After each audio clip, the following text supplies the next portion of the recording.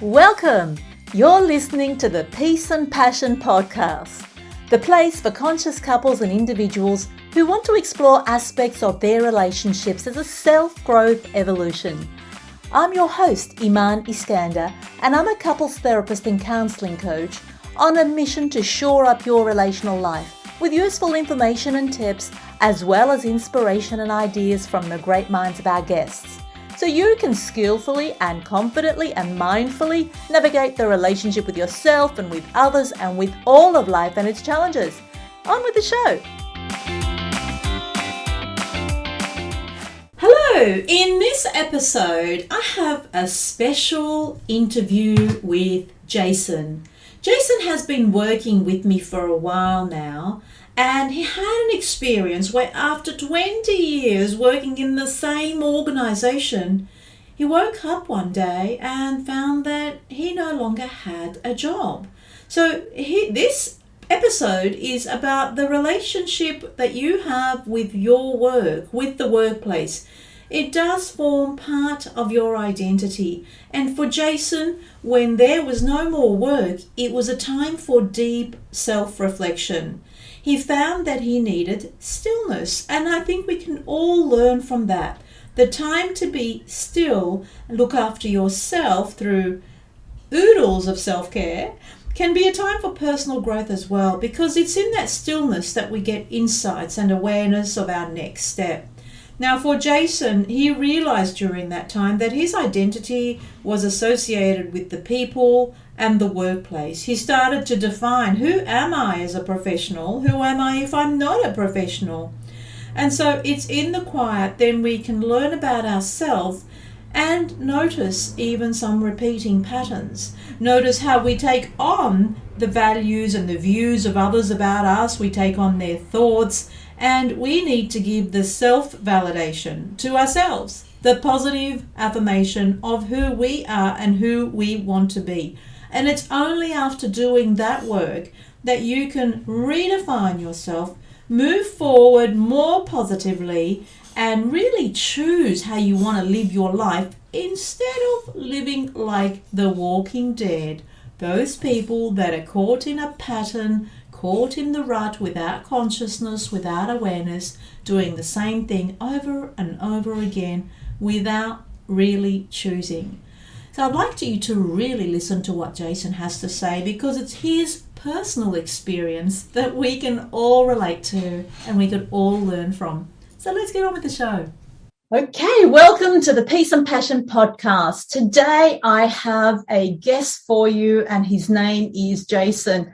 And Jason is a delightful person that I came across in my journeys, my life journeys. And he's got a wonderful story to share with you because he's had some interesting experiences that have really impacted his life. So welcome, Jason. How are you doing?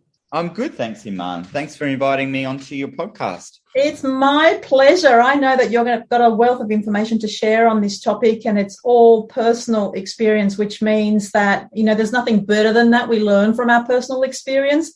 And so I'm really keen for my listeners to hear about your experiences and to get as much learning as possible.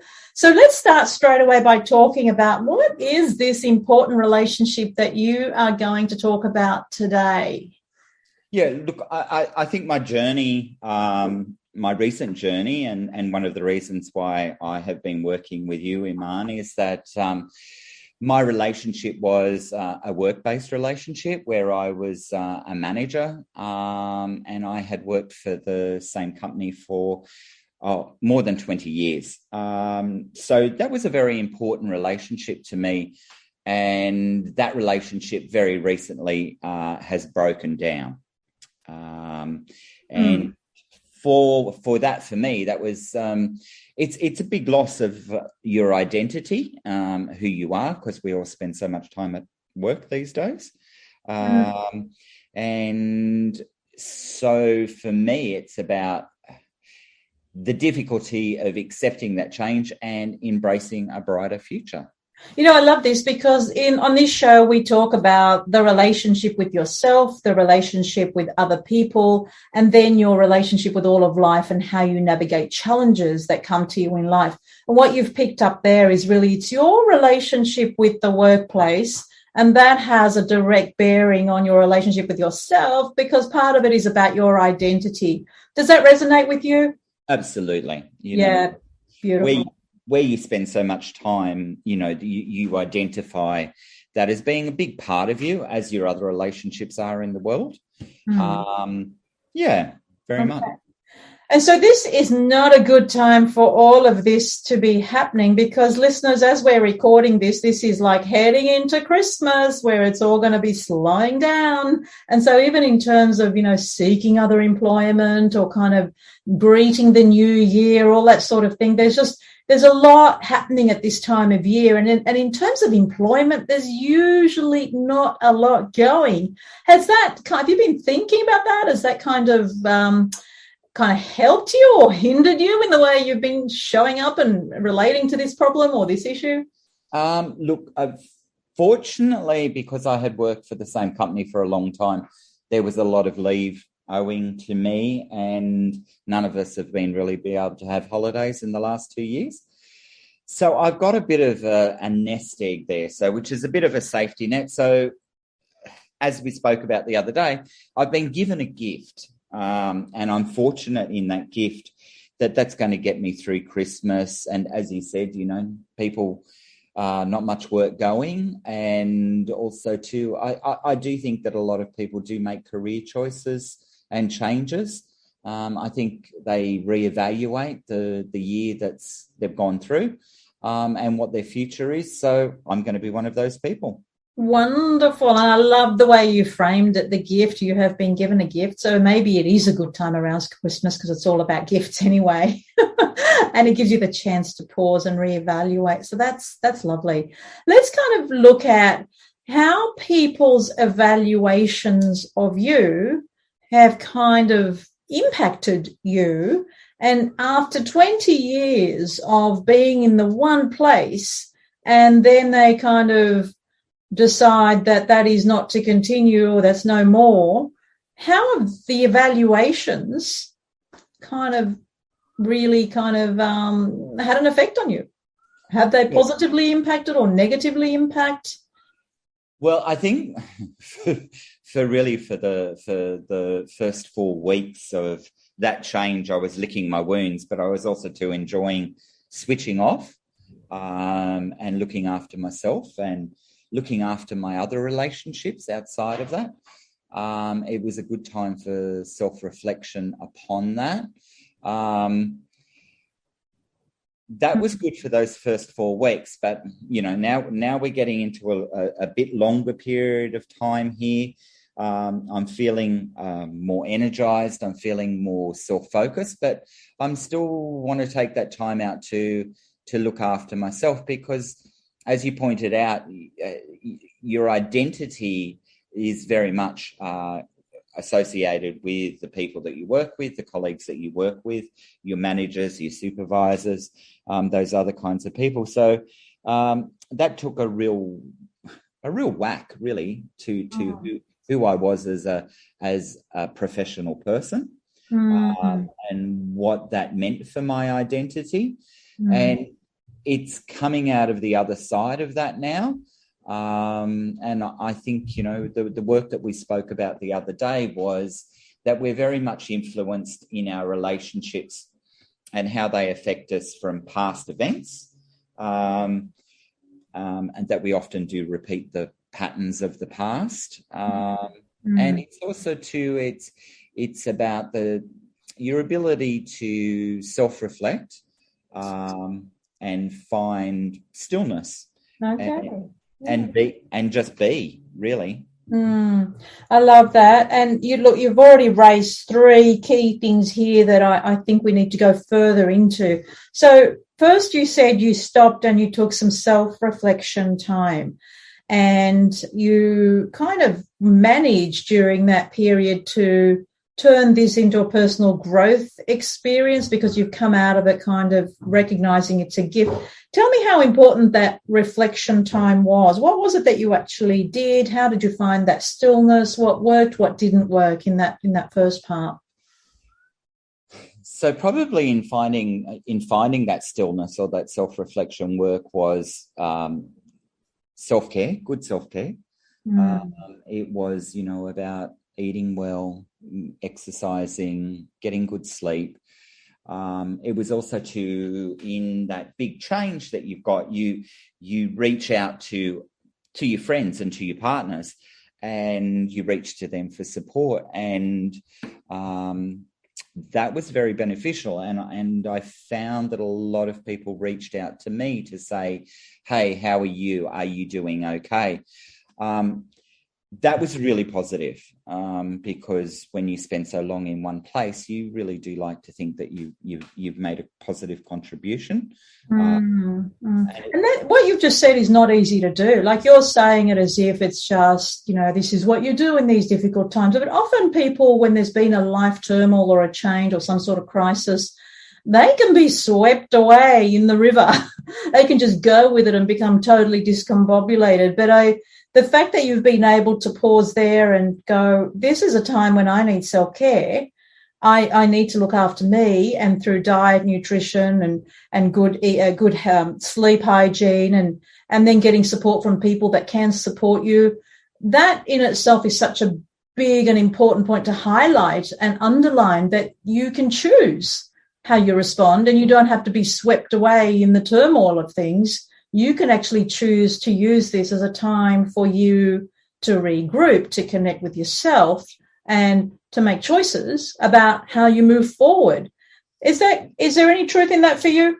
Oh, absolutely. It was totally that for the first 4 weeks, because you go through a range of emotions. There's anger, there's bargaining. It's all the Helen Kubler-Ross process that you go through. Yes.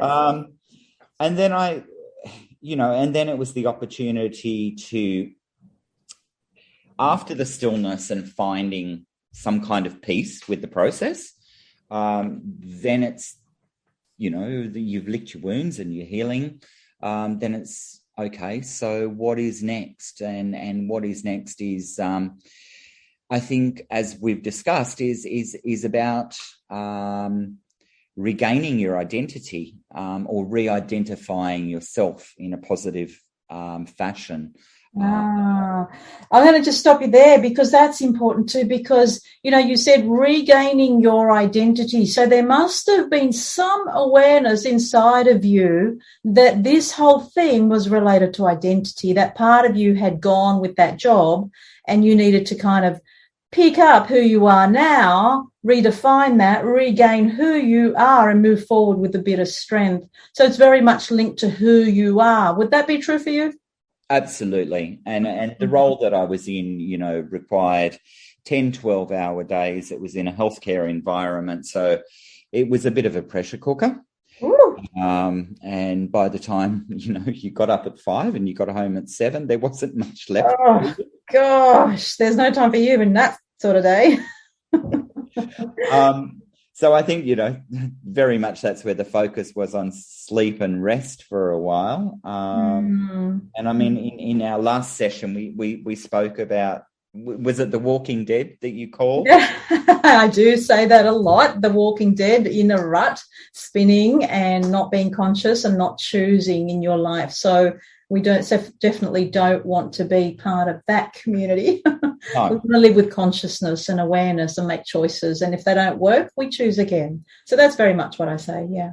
Yeah, which has been really positive. So the other positive parts of what we've spoken about, and you've helped me identify, is that other people's opinions of you are not to take away from who you are as a person. That's their opinion, and put that to the side. But you know who you are, as a professional person. And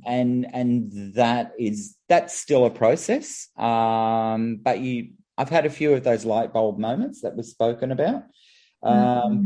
Beautiful. And the one beautiful the phrase that I like to say a lot, and it relates to this, and I want my listeners to hear it, is what people think of me is their business. It's telling you more about what's going on for them than anything that's true about you. So really what people think of you is their business, and just know that deeply in your bones, in your cells. And when you take that on board, it's really freeing, because you are not defined by other people. You define yourself. And, Yes. and that's the gift you give yourself. And it sounds like you found something in you to not be impacted by whatever they were saying and whatever they were thinking about you. Yeah, and I think those negative patterns of thought were very self-limiting, and so it's really good to be throwing those shackles off and be moving forward into 2022. Yeah, and often we can find that they're repeated patterns, that we can take on what people give us. They gift us the things that are not so useful, and then we have repeated ways of operating, and we don't even know that we're doing that on repeat. This is, again, part of the Walking Dead. We're just kind of defaulting to a set way of behaving, set way of relating, a set way of being, and it's all on default, and we're the Walking Dead. And often we've taken on other people's assessments. And you're very right. They are limiting. So what was it like for you when you had that moment of, I am not who they say I am? It was pretty joyous, to be honest with you. I was walking through the park, and and the sun was shining, and I felt good. I felt really good. Yeah, you just know it, don't you? It is a felt sense of that experience. I don't think we could even put words to it. It's more when you're really inside your own skin and you're confident in who you are, and you recognize that you've taken on some patterns or some thoughts that others have given you, and you can choose not to. It's as simple as that. It's a choice not to. Then that is a really freeing experience. So I love the fact that you did find that. So for my listeners then, I guess, what was the most useful thing for you on that journey? Like, it is tough when you are employed in one place for 20 years and all of a sudden you don't have a job.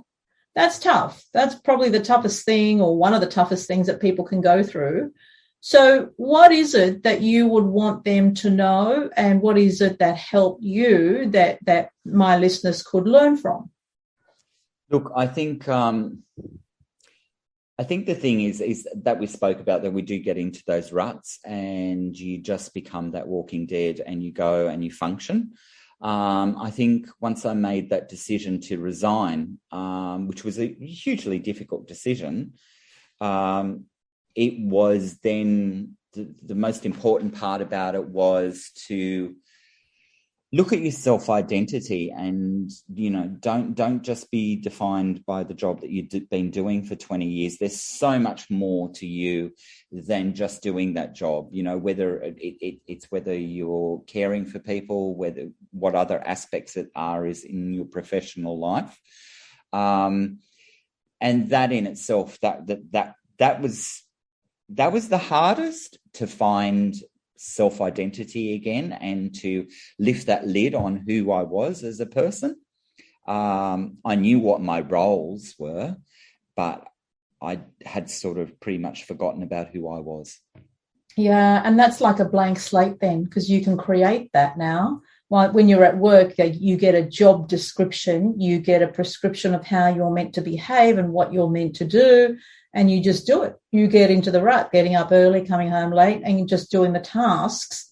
But when you've got to identify yourself, and when you've got to create yourself, that whole self-definition part, then, and you don't have the job there to fall back on, then that can be freeing, because in that moment you can decide who you want to be for the future. You can choose to recreate yourself and who you want to be and how you live your life. And I love the fact, Jason, that you said you actually, you said you're more than the job. You can lift that lid, and you can choose to care for people, or maybe make more friends, or whatever it is that you want in your life. You can make those choices. So that's a really worthwhile message for everybody to take on board, that in any moment you can create who you are, and the job does not define you. It is not who you are. You create your own identity. Any final words for my listeners, Jason? Um, Look, as I said, going into 2022, a lot of people make decisions that, maybe that they do need that career job change. And I've got to tell you, after 20 odd years in the job, that was a huge decision that I made to do. It's scary, it's terrifying, but as you work through it, it truly is enlightening and rejuvenating. And catching up with my friends in the last couple of weeks, they've all said to me, "You look 5 years younger," which is always lovely to hear. Of course, it's lovely to hear. I'll have that. Yeah, wonderful. And it is. It's when you feel good on the inside, you radiate. It does show on the outside of you, and people do pick it up, and you kind of give off a different energy. So I'm going to have to ask you, because you're looking forward to the future, you're speaking so positively. What is one goal, one thing that you're looking forward to in 2022? I think it was probably that we'd spoken about, that it's a bit of a clean slate.